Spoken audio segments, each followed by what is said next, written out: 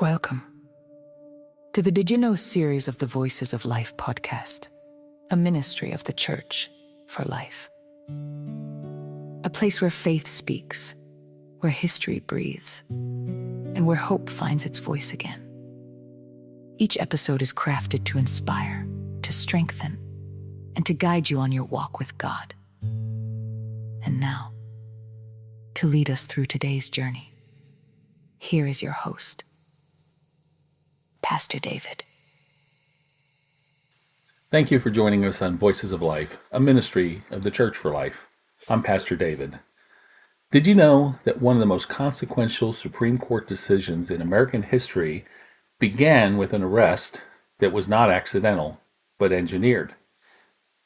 Today on Voices of Life, we explore Plessy versus Ferguson, the case that cemented segregation for more than half a century, and the surprising truth that Homer Plessy's arrest was deliberately staged to challenge injustice.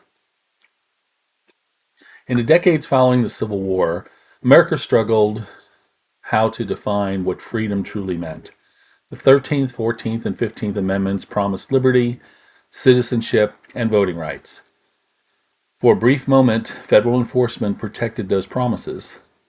But when Reconstruction ended in 1877, Southern states moved swiftly to restrict black citizens through a web of laws we now call Jim Crow, separating races in school, transportation, restaurants, parks, hospitals, and nearly every corner of public life. By the 1890s, segregation was not just a social custom, it was becoming a legal system.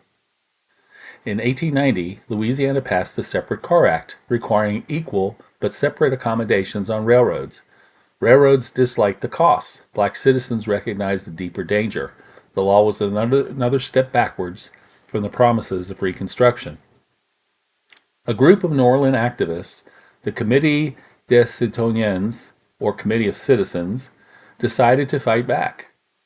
But they didn't wait for injustice to happen. They planned a test case. They engineered an arrest, what we call today entrapment, and would be totally illegal and likely a violation of civil rights. So they were trying to fix civil rights by violating civil rights. Here's the part many Americans never hear. The committee selected a plaintiff who appeared white, coordinated with the railroad, arranged for a railroad detective to be present, ensured the arrest would occur under the Separate Car Act, not a different statute, scripted the moment down to the seat Plessy would occupy. On June 7, 1892, Homer Plessy, a man 7/8 European ancestry, 1/8 African ancestry, purchased a first-class ticket, sat in a whites-only coach, and waited. The railroad detective approached on cue. Plessy refused to move exactly as planned, and the arrest unfolded like a staged performance. Today we would call this entrapment, a situation deliberately engineered to provoke illegal action. But for the committee, it was the only way they felt they could force the courts to confront the injustice of segregation. But the bottom line was they committed an illegal act as well. And here is the pastoral truth. Sometimes in a world resistant to righteousness, people feel compelled to create the moment that exposes the wrong. It doesn't make the tactics perfect, but it does reveal desperation of those living under unjust laws. The issue here is, does the ends justify the means? We usually say no to that, and pastorally I have to say no to that, because just because the other person does the wrong thing doesn't mean you have to do the wrong thing too. Plessy's lawyers argued that Louisiana violated the 13th Amendment by imposing a badge of slavery, the 14th Amendment by denying equal protection and due process. Louisiana claimed segregation was simply a matter of public order. Judge John Howard Ferguson sided with the state. The Louisiana Supreme Court affirmed that the case moved to Washington. The Supreme Court's decision, on the other hand, on May 18, 1896, the Supreme Court ruled 7-1 against Plessy. Justice Henry Billings Brown wrote that the 14th Amendment protected political equality, not social equality.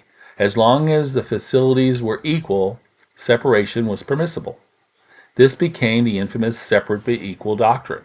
The court even suggested that any feeling of inferiority was imagined, not created by the law itself. That reasoning has since been rejected as profoundly flawed. Justice John Marshall Harlan stood alone. He declared our Constitution is colorblind and warned the decision would be as destructive as Dred Scott. Harlan's dissent became the moral and constitutional foundation for civil rights movement decades later. Plessy did not just uphold segregation, it constitutionalized it. States expanded racial separation into schools, transportation, hospitals, parks, beaches, universities, marriage laws, and jury service. And while the court insisted facilities must be equal, they rarely were. Black communities received less funding, older buildings, inferior equipment, and fewer services. Equal existed only on paper. The long road to overruling Plessy.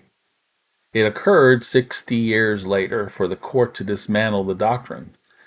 Beginning in 1938 with Gaines versus Canada, 1950 Sweat versus Painter, 1950 again McLaurin versus Oklahoma, and then in 1954 Brown v. the Board of Education.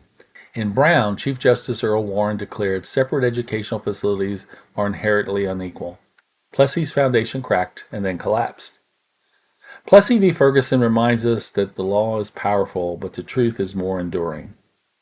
The committee's engineered arrest shows how deeply people long for justice, enough to create a moment that forced the nation to look at itself. And Justice Harlan's lonely dissent shows that how one voice standing firm can echo across generations. In the end, Plessy teaches us that when courts fail, conscience must speak, and when conscience speaks, history eventually lessens. This is Voices of Life, where history lives, faith leads, and truth endures. Thank you for joining us today. I'm Pastor David. We'll see you next time. Thank you for joining us today on the Voices of Life podcast, a ministry of the Church for Life. As we close, may the stories we share strengthen your faith, steady your heart, and remind you that God is present in every chapter of your journey. If this episode encouraged you, share it with someone who needs hope. And until we meet again, walk in truth, stand in courage, and keep listening for the voice that leads you forward.